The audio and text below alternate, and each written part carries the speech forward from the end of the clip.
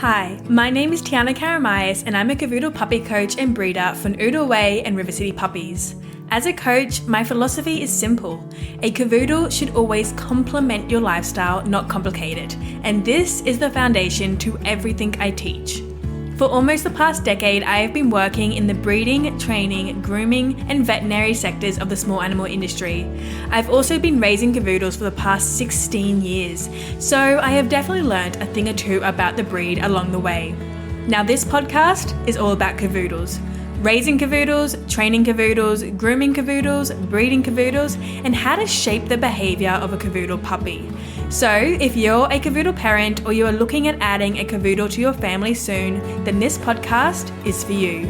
New episodes will be released each Tuesday morning and you can follow me across all social media under the name @OodleWay for more tips and advice on Cavoodles. Thanks for tuning in. Hello everyone, welcome back to the Cavoodle Coach podcast. My name is Tiana Karamayas and I'm your host, and I am doing an episode I really didn't see myself doing for, well, ever. Honestly, maybe it's a bit of a denial I was living in, but yeah, you can probably see by the title of this episode, it's been a very hard week for my family. I didn't upload a podcast episode last week, and the reason is the day that I usually upload an episode, I was actually with my family and we were having to say goodbye to our first Cavoodle, Oscar. We had to put him to sleep, obviously with the vets, and we're going through all of that, and so it just wasn't the right day to be uploading an episode, and I definitely didn't even think about it. So I'm sorry for not uploading an episode last week. Hopefully you can forgive me. But yeah, last week we had to put down my 17-year-old Cavoodle, Oscar, who was my childhood Cavoodle, and I grew up with him. And he was pretty much the first dog of mine that I had to say goodbye to. When I was 5 years old, we had a little Jack Russell named Mango, but Mango died before he was even 1, and I was 5, didn't have the bond with him that I do with Oscar, and yeah, I was 5, wasn't really able to understand just what it meant. So Oscar was the first loss that my family has gone through, and it's been a really, really hard week. But, you know, I wanted to come and do an episode on it because this is obviously a topic that every single one of you who have a dog will go through at some point in your life. It feels so unfair that the most selfless animals and creatures out there don't get to live as long as us. I wish they could live, 100 years like we can. But if they did live 100 years like we can, there would be too many dogs out there for the amount of people. And so I'm not sure. It's not out of our control, but obviously the puppies that you get and the dogs that you have, for Cavoodles, anything over 10 years is a blessing and really good. And so we had Oscar for 17 years. So that was very lucky, and we feel very blessed to have had him for so long.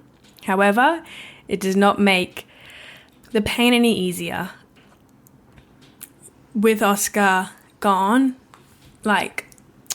it just feels empty. And I have other Cavoodles. I have, within my immediate family, so between me, my parents, and my siblings, we have 5 Cavoodles.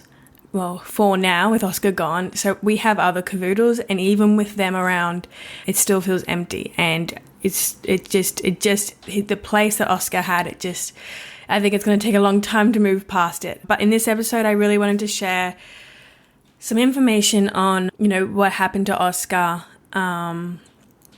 what he meant for me, and how he literally is the reason why this business of mine exists.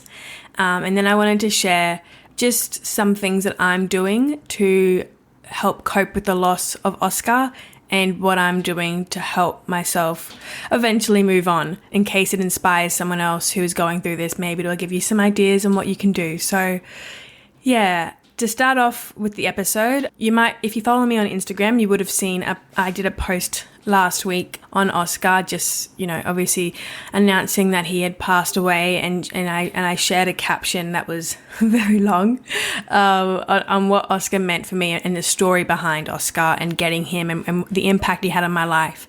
And that caption, it's a really good summary on what Oscar meant to me and how he very heavily influenced the career I am now. So I'm going to read out the caption for that post. If you would like to see the pictures that went along with it and the pictures of me and Oscar when I was a little girl and as I grew up, you can go onto my Instagram at @OodleWay, or you can just search up my name, Tiana Karamayas, and you can see it there. But I'm going to read out the caption first, and then I will talk a little bit about what happened with Oscar and how and why he passed away. Okay, so here's the caption. So again, this is the caption. I wrote this the day Oscar passed away. So it goes, "Today I say goodbye to my Cavoodle and..." Sorry, let me start again. I also wanted to say, if I start crying, I really apologise. I'm going to try not to. I waited a week to record this episode so I could hopefully say it without crying, but no promises. Okay, so today I say goodbye to my first Cavoodle and best friend. I wanted to share a story on how he came into my life and the impact he had. It's a little long, oh God, but hang on a second. Let me just breathe for a second.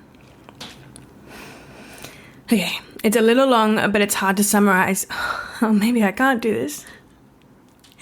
It's hard to summarize the best part of your childhood into one caption. Okay. All right. I'm going to keep going. So as a little girl,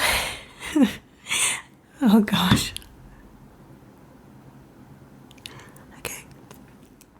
The worst part is after this, everyone, I have to go downstairs and film some reels for Instagram. I'm going to ruin all my makeup. Okay. All right. As a little girl, I was terrible at sleeping. My mind raced all night and kept me awake until the morning. It went on and on and on and on for years, and I'd wake my mum up each night too. It was exhausting for everyone, but especially for my parents who worked full time. We tried every strategy under the sun to get me to sleep. Meditation, calming tonics, relaxing music, no sugar after 4 p.m. You name it, we tried it. None of it ever worked. Until one day my parents offered me a compromise. The puppy I had always begged for in return for sleeping through the night. Of course, I jumped at the opportunity and promised them yes. So in 2008, Mum booted up the old computer and started researching. She wanted a gentle, affectionate family dog who would fit into our busy lifestyle. She spent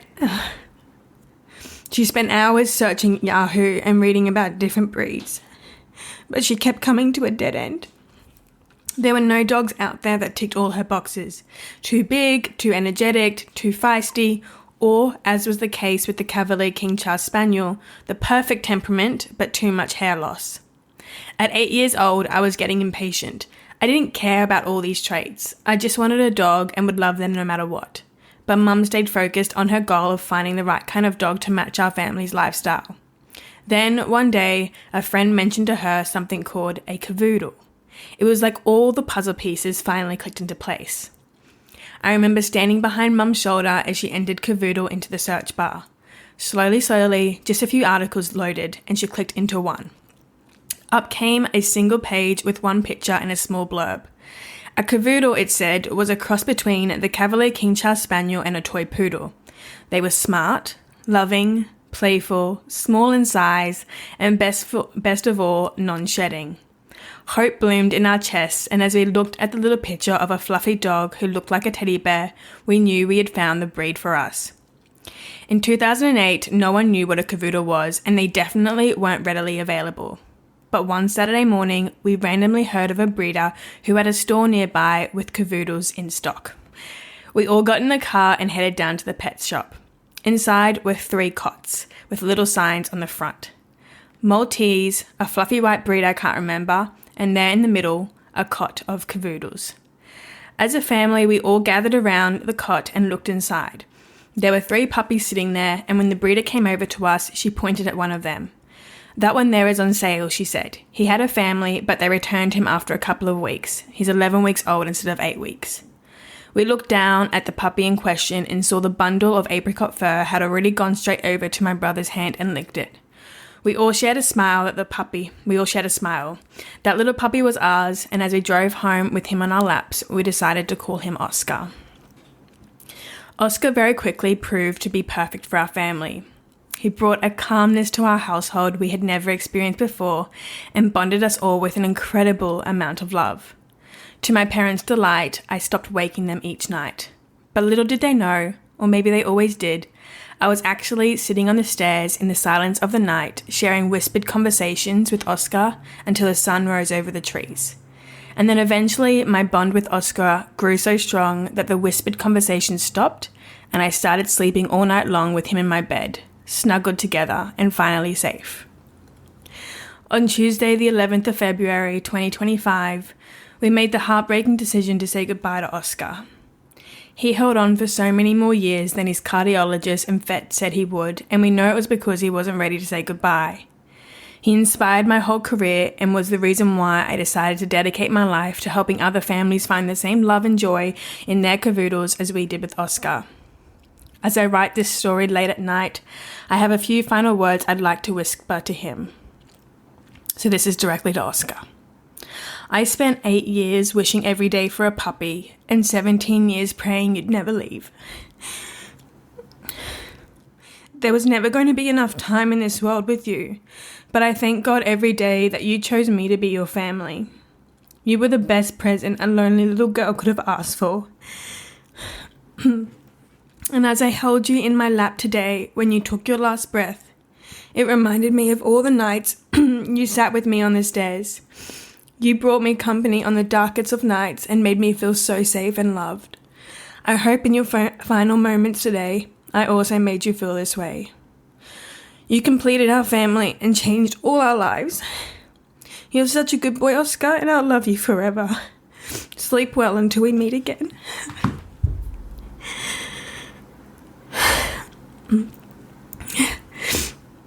So that's the caption for the post that I wrote for Oscar last week. I'm so sorry for crying. I hope that you could understand what I was saying.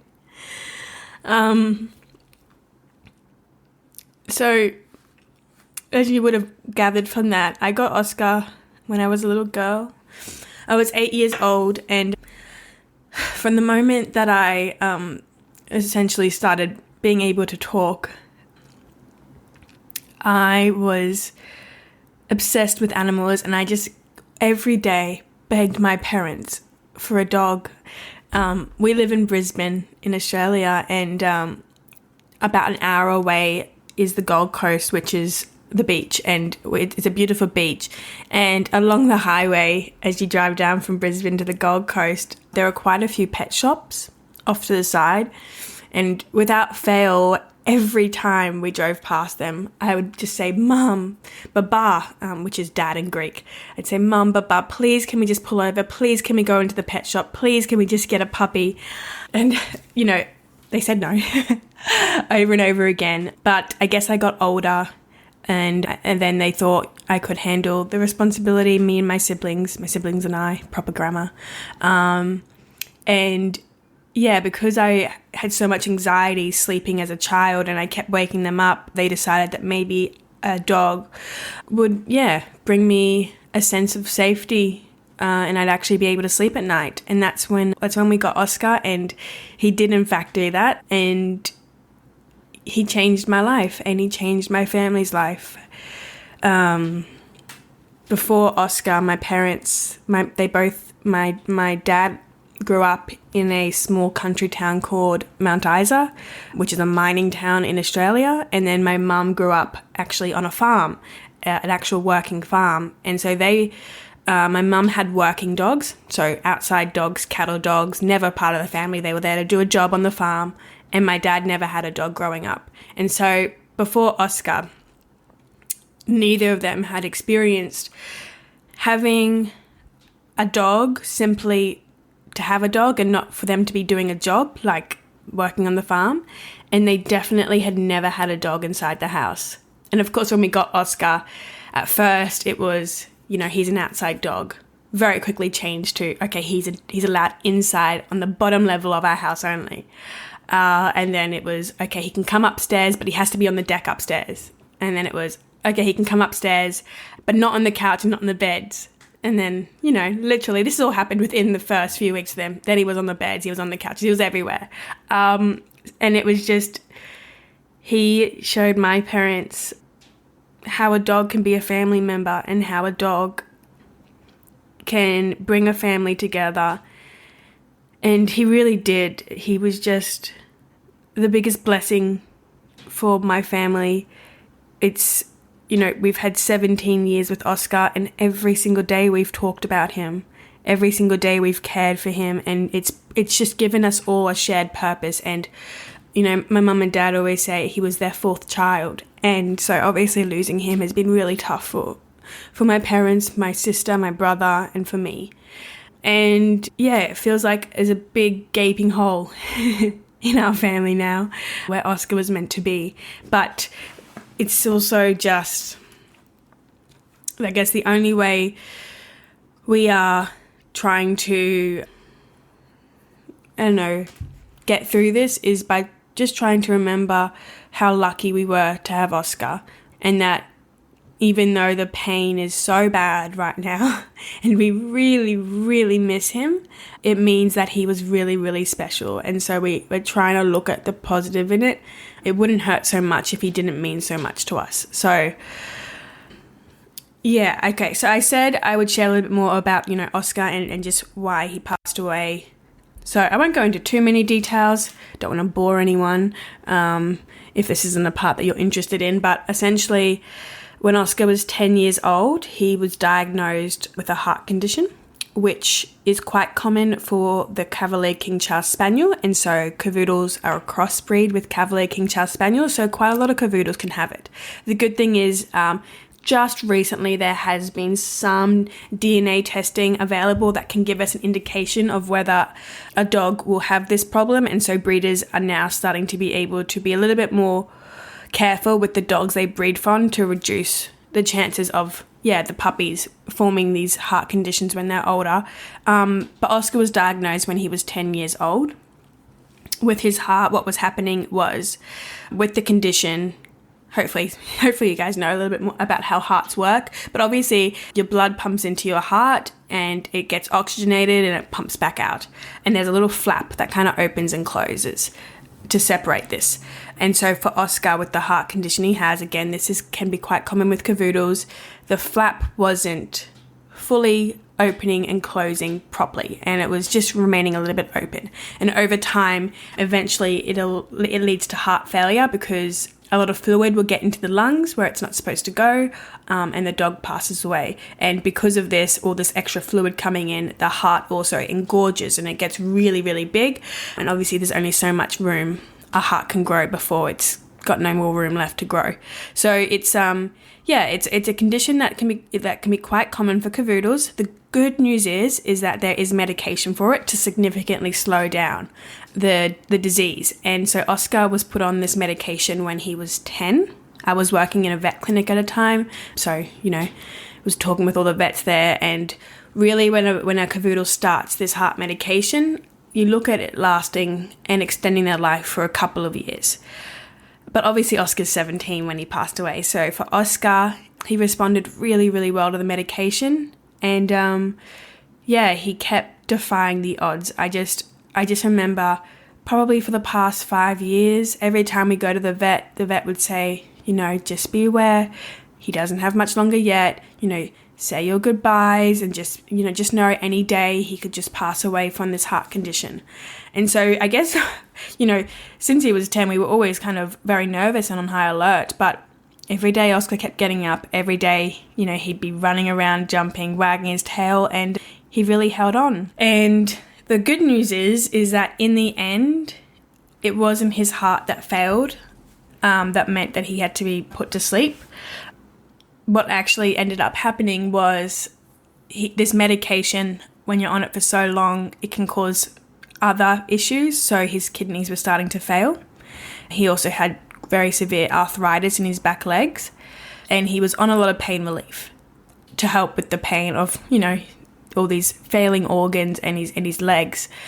And then at the beginning of this year, about, I would say, mid-January, he started having some very, severe diarrhea and losing control over his bowels. So he was obviously, having diarrhea on the back deck and stuff. And because of how severe the diarrhea was, he had medication for the diarrhea to try and stop that. But for that to work, we had to take him off his pain relief medication. And he also was, obviously, he was starting to refuse his heart medication as well. And the diarrhea that he had, whatever sort of virus or he had picked up, whatever it was, it really, with his immune system so low, it really affected him. And he deteriorated really quickly. And got to the point last week where I was on the phone with Mum, and she was at the vet with Oscar, so I was talking to the vet through the phone, and we were just talking about what our options were. And essentially the options were, number one, we can keep doing medication for this diarrhea to get it to stop, but we can't do pain medication at the same time. Or we stop the medication for the diarrhea, we can put Oscar back on pain relief, and he can live his last few days out not in pain. Either way, with either option, it became very obvious that we only had a short period of time left with Oscar before he would just pass away on his own. And this was the hard part, because you kind of have this battle inside of you, right? On the one hand, no one wants to put their dog down, no one wants to say goodbye. We always want our dogs to live forever, and that's the selfish part of us. And on the other hand, there's do we let our dog live out their final days or weeks, months in all this pain? Or do we choose an option where we can stop that pain and they can pass away peacefully? And that was the decision our family had to make, which option we wanted. And we really obviously wanted Oscar we didn't want to say goodbye to Oscar. But what we didn't want even more was we didn't want to see him in pain. And because he was on no pain relief and yet he'd been on it for years, it obviously meant that he was just living in constant pain, and that was breaking our hearts. And there was a few little issues in the end that sort of all compounded together to put him in the condition he was in. He deteriorated really fast over the last couple of weeks of his life. And then as a family, we decided we would rather not see him in pain. So we put him back on his pain relief for a few days, and it did make a difference. Like he was a lot more calm, more at peace. And then we he wasn't eating at this point either. And I guess this is something I forgot to say as well. So what was happening throughout all this diarrhea and everything was he was eating, and immediately after every meal it was just diarrhea. So he wasn't absorbing anything. So his body wasn't getting any sort of nutrition. So when we decided to stop the medication for the diarrhea and put him back on his pain relief, that wasn't something that was going to last long term, because his body was becoming malnourished. Essentially, he was not absorbing any food. So we didn't have much time with him. But we decided the best thing for Oscar was to say goodbye to him and have him peacefully pass away, rather than just trying to prolong his life and having him pass away from pain or his heart failing or anything like that. And that was, I felt like when that was happening and we made that decision over the phone, I think because of my experience working in a vet clinic, maybe more so than others, I can find it a little bit easier to separate the medical conditions from emotion and maybe make decisions with a bit more of a clearer head and look at it objectively on what's best for the dog. So that's a blessing in a way. But when I worked in the vet, I obviously had been in the room quite a lot when other dogs had passed away and been there with families as they went through that. But it is so different when you do it yourself. For your own dog, it was it was like a confronting experience, I guess.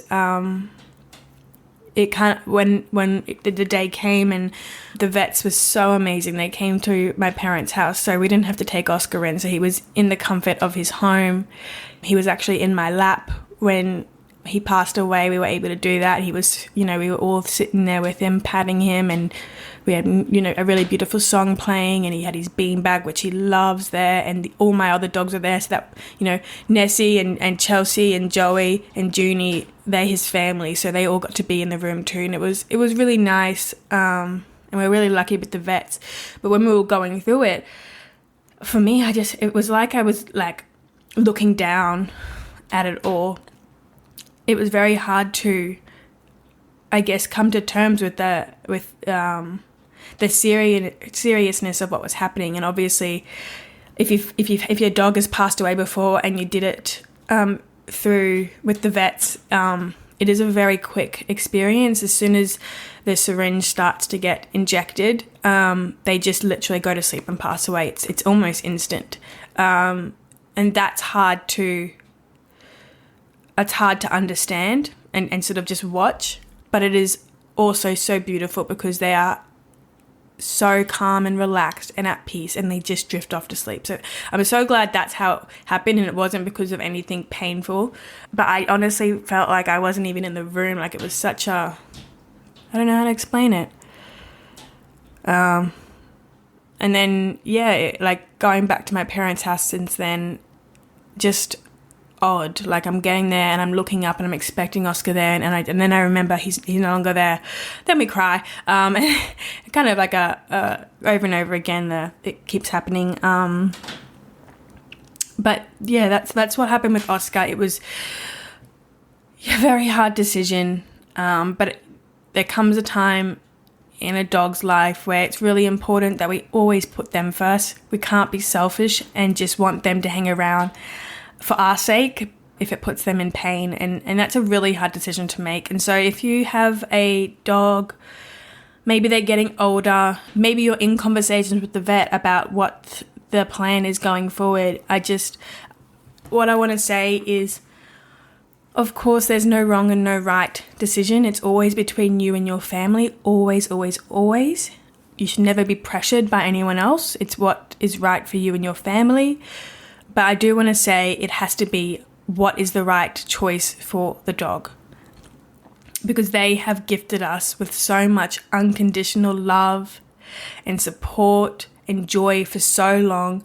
It is our duty to make sure that we do everything in our power to ensure that they get to leave this world feeling the love and peace that they've given us. And so when the decision comes, if you have the chance to make that decision, please try and put the dog first and do what's best for them.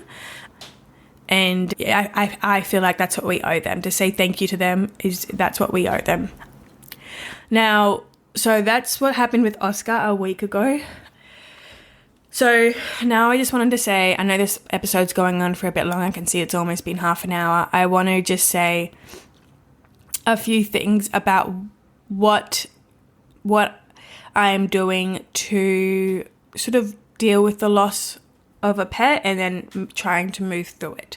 So the first thing I want to say, and this is not going to obviously be, this isn't going to be applicable to everyone, but the one thing that has helped the most since Oscar passed away was the ability to turn to my other dogs and give them a hug and feel their little body in the shape of a dog.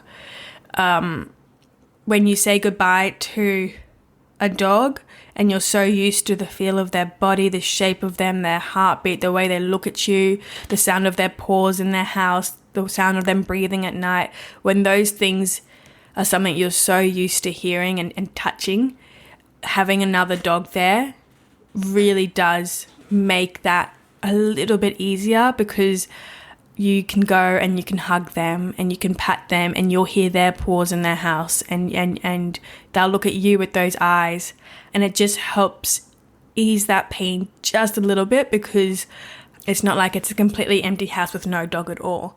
So if you have another dog at home, that's one thing that I has made the biggest difference for me, is just having my other dogs to turn to and feel that love from.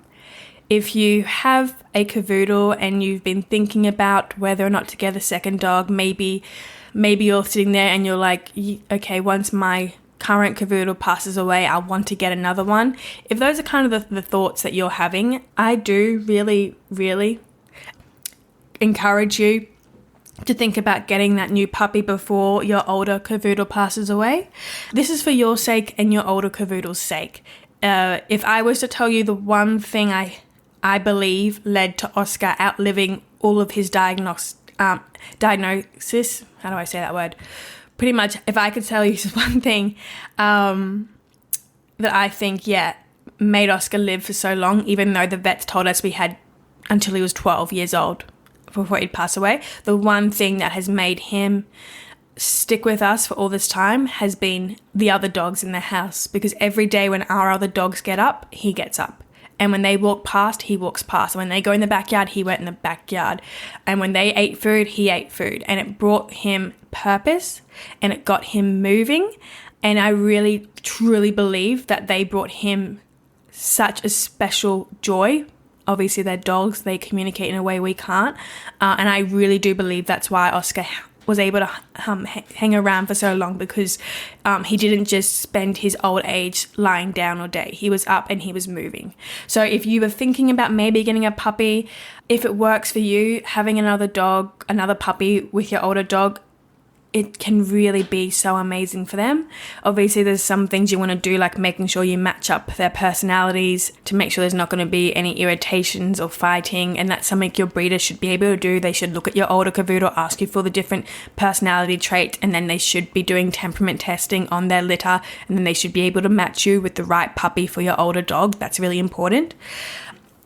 But then also, obviously, the new puppy is going to help you, because when your older dog passes away, you will have your other puppy still, and it really helps being able to go and pat them and cuddle them after the loss of your older Cavoodle. It does make a difference.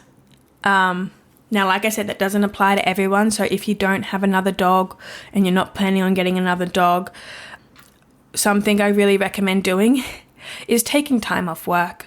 I think if you haven't experienced the loss of a pet, you probably don't understand just how impactful it is and how devastating it is. And I honestly have cried so much over the past week. There is no way I could have been, having meetings or going into the office, or not that I haven't, I work from home, but if I was going into the office, and there's no way. So taking time off work is really important. And then something else that has really helped for me, and I believe that it's good to cry. It's very healthy to cry and to work through those emotions rather than bottling them up and keeping them all inside. So something that has really helped is when Oscar was passing away, we played a specific song that really reminded us of him. And so I've been able to listen to that song over and over again for the past week. And yes, it's made me cry, but it's also brought me so much comfort, because the song really reminds me of Oscar and how he was and what he meant to us. And that's been really helpful, just to be able to put something on and just, it kind of feels like when this song is playing, it kind of just feels like a big hug. I know it sounds weird, but it does. It feels like a big hug, and it feels like Oscar's right there, and it brings back all these memories of him. So having a song that you can dedicate to your dog, something that reminds you of them, is going to be really, really helpful, just to help you remember them and feel the pain and work through it. Another thing that has really helped, well, not really helped, it's still obviously really hard, but another thing that has helped with Oscar is writing that post about him, writing through my feelings, writing my story with Oscar, really helped to take some of the pain from my heart and my head and put it on paper. And being able to write that story from, when we got Oscar, what it was like growing up with him, how he impacted me, and then saying goodbye, it kind of has been giving me a bit of closure when I read back over it, because I'm able to read over it and I feel the pain of his loss, but I'm also reading about how much he changed my life and how lucky I was. And so by the end, every time I read that, and I've read it so many times, but every time I read it, by the time I get to the end, I'm crying, but I have so much gratitude for Oscar. And that helps to just sort of, process that. Journaling is obviously something that is really, really helpful when you're working through anything in life. So writing down the story of your puppy and what they meant to you is really good so that you can look over it and reflect on it. The final thing that I did was put together an album with all photos and videos of Oscar over the years. And one of the nicest things about this, unexpected, was as I was going back through and I was looking at all these pictures and videos from years ago, it reminded me of what Oscar was like, what he used to be like. And I was able to see all of these little quirks and traits about him that, funnily enough, I'm seeing in my other dogs. So the way that he would jump into like a donut shape and twirl around when I asked him to go in the car is what my other dogs do. The way that he licks the air to try and kiss us is what, Junie does. And the way that he used to play with his toys is exactly what Chelsea does. And so I was able to look back on all these videos and behaviours that he hasn't displayed in many years because of his old age, but it's reminded me of what he was like, and now I'm seeing it with my other dogs, and that brought a lot of comfort, which was really special. And then also, and this here was again another unexpected thing that has helped, and it's sad in itself, but I was able to as a family, we were able to look back on Oscar 1 month ago, 6 months ago, a year ago. We were able to see, a message just came through. We were able to see just how much he changed over the past sort of 6 months, how much, and especially in the last month, how much he deteriorated, and being able to see that change in his ability to walk, go to the toilet by himself, actually play, seeing that has brought us a lot of comfort in knowing we made the right decision for Oscar, because we were able to see the quality of life he had, and then his quality of life up at the end. And so we have all been very much reassured that it was time for us to say goodbye to Oscar, and it was the best thing for him. And having those videos to reflect on helped that, because you kind of forget what they were like in the past. You kind of only remember what they were like, this week and last week. You forget the little things they did before. So collating an album of videos and photos was really helpful as well with Oscar. Now, in saying all this, it's only been a week. And Oscar's birthday is in April, which is coming up. It's going to be really sad. So I am sure there's going to be things that happen. I'm sure there's going to be times where it just feels devastating again. And then there'll be times where I just feel I'm full of gratitude for him, and it's going to be different waves, and I'm expecting that, and that's normal. Maybe I'll do another episode if I feel like it, later this year on more things that I'm doing to grieve Oscar and hopefully move through the pain. But for now, that's what I've done, and it's helping. I'm feeling okay. I'm feeling absolutely, devastated and so sad, but I'm at peace with our decision for Oscar, and I feel relief to know that he's not in pain anymore. So that's all you can ask for, I guess.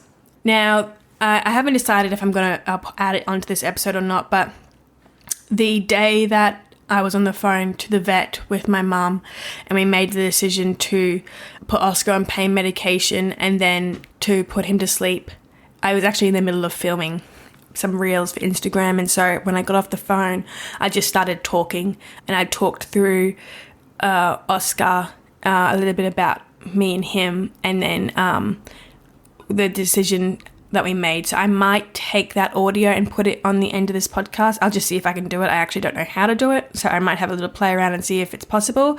If not, I might just upload the video onto Instagram or onto YouTube. I'm not sure. It's quite, I obviously am crying in it, so I don't know if I want that out there for the world to see, but I'll have a look. I'll have a play around. So maybe at the end of this episode, there'll be 10 more minutes of stuff. I'm not sure. But if you have listened to this episode, thank you for listening. I hope you're not going through the same loss that I am. It's really hard, but if you are, I hope that maybe it's brought you some comfort to know that the pain you're feeling, is, everyone feels this when they lose their dog, and it's normal, and it's okay to grieve, and it's okay to be sad, because the more we grieve and the sadder we are, all it means is that these dogs meant so much to us, and they really were a family member. The last thing I wanted to say is, if you saw my post on Instagram, and if you are one of the amazing, wonderful, such kind people who left me a message about Oscar, thank you so much. I read every single message. I didn't reply to them because I was crying and I just could not even deal with replying, but I read them, and it was so beautiful for all of this love to be in the air for Oscar as he crossed over into heaven. So thank you for your messages. I really appreciate it, and I hope you find something in this episode that will help you when you go through the own loss of our dog. Unfortunately, if you get a dog, there will be a day when you have to say goodbye. So this is going to apply to everyone, but hopefully not for a little while for those of you who are listening. Okay, that's it for today's episode. I have to go try and film some videos now. Hopefully I won't cry again. But I will see you next week with another episode. This has been your Cavoodle coach, Tiana Karamayas. I'll see you later.